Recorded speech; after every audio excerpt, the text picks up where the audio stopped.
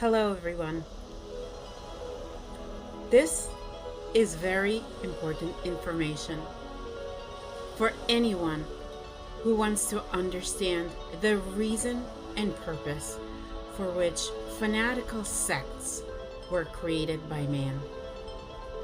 Fanatical sects and religions are all built upon the basis of fear before a fictional God, not knowing who the real, true God is.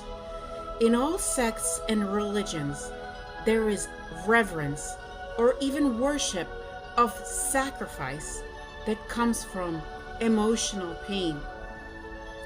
Revenge, as a form of punishment for this, serves as the anchor leading to the concept of life, namely right and wrong, creating conflicts and wars. Real true safety and protection comes from living, breathing feelings of love for God's life and for His reality that can heal people from their physical and mental illness.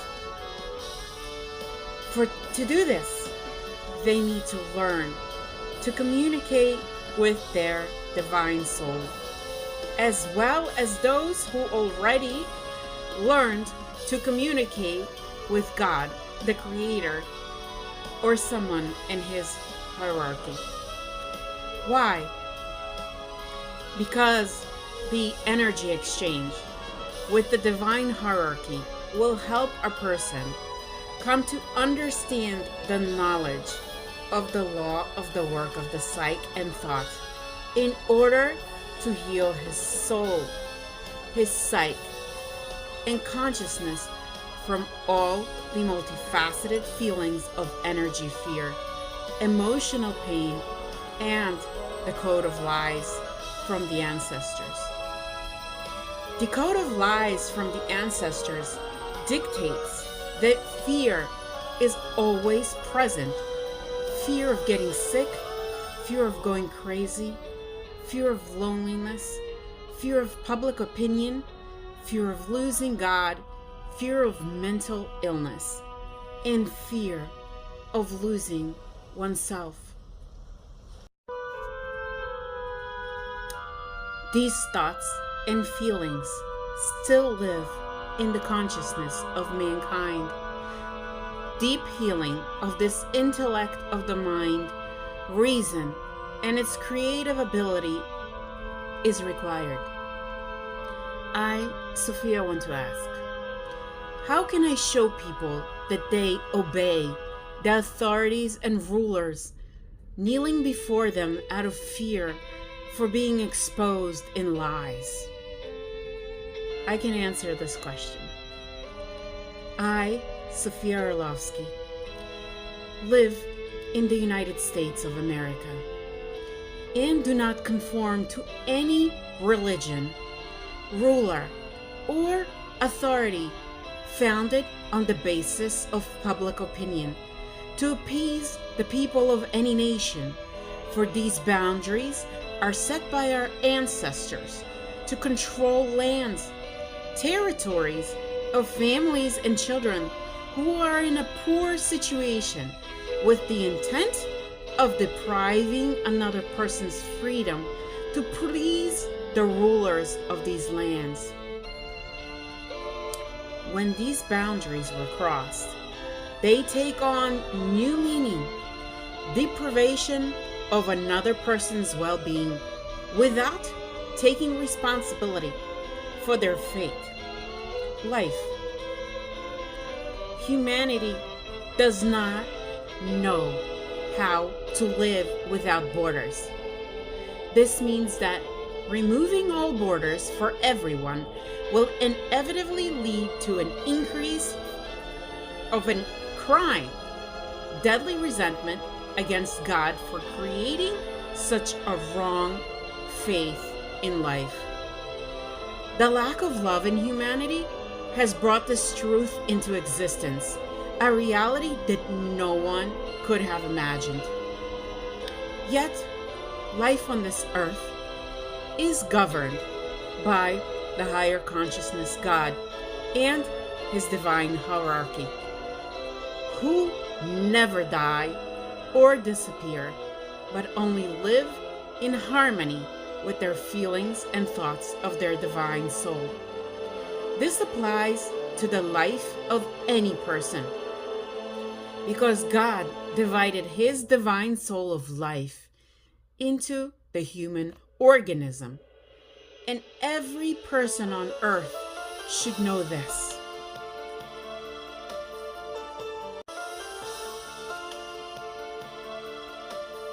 The false belief in the necessity of appointing rulers, politicians, churches, and states to draft laws that condemn human behavior is immoral in itself, a waste of judicial time.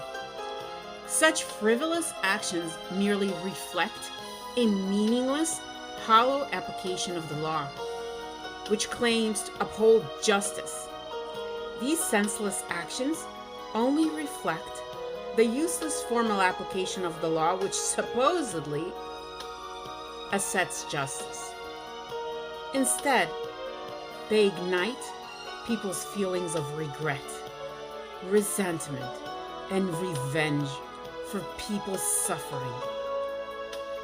To change a life filled with negativity and illness, each person must begin to understand their feelings and thoughts as the most real energy. It is important to recognize that feelings are the primary source of thoughts, which then manifest in actions. It is also crucial for a person to realize that there is knowledge received from the higher consciousness God about the laws of the work of the sight and thought. Through this knowledge, every human soul can free itself from the feelings of energy fear. Thanks to these divine laws, a person experiences for the first time a feeling of love for life, the feeling of God, the Father, which God and his hierarchy live through without pain and fear. These feelings are bright, loving, vibrantly pure, independent, and self-sufficient.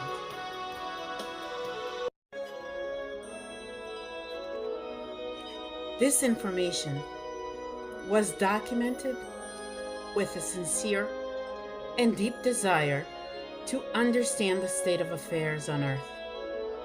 It brought me great understanding as it revealed the answers to many questions: the origin of crime, borders, politics, religions, sects, and finally, pulling together, in my understanding, the construction of these systems from an internal and an external manifestation. This understanding allowed me to present this simple summary that anyone can grasp without complexity. I asked a question to the higher consciousness God by the name of Ariel. How do you fight crime in America? Ariel answered, "You believe, Sophia, that America, big cities are known for crime. These are thoughts, beliefs that all large cities must have crime that need to be dissolved." I asked, "How do I dissolve these thoughts?" Ariel answered, "Do this mental exercise.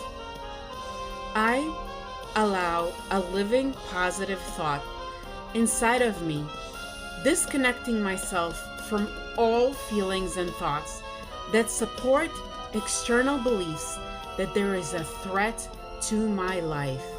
These feelings and thoughts originate from the belief in death and disappearance and are not my life not my soul, not my true feelings and thoughts.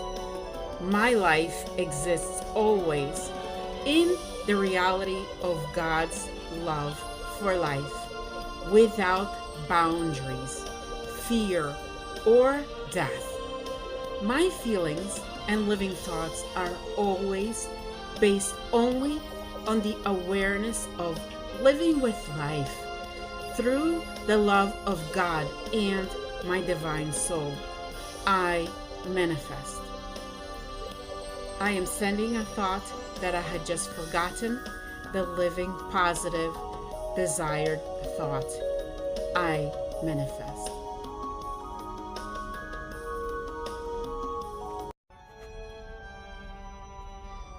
Ariel continues. Through the ages, people have divided everything, separating their assets, personal belongings, and God's land, which belongs to all life as a whole. Why did man decide to divide lands? To show that he could control that which does not belong to him, out of envy for another's land. This created the division between the rich and poor, measured by money, favoring those who could buy land and disadvantaging those who could not. Subsequently, envy towards another's land was devised from the eyes that wanted, the desire to covet what belonged to someone else. Over time, a division between humans emerged, with wealth and poverty defined by the ability to control land and money as power. As man began to divide lands and assets, his happiness was measured with material possession. A new feeling of desire took root, a drive to take control of other lands. This motive led to war and death in pursuit to conquest, in a relentless quest to dominate. Thank you for watching this interesting video, for allowing me to share my thoughts, my understanding, my feelings in pulling everything that is happening today in the world to express my love for life with great understanding for all of humanity. Please remember to share, subscribe, like the information that you watch, and comment. With great love for life, thank you, as always, Sophia Orlowski.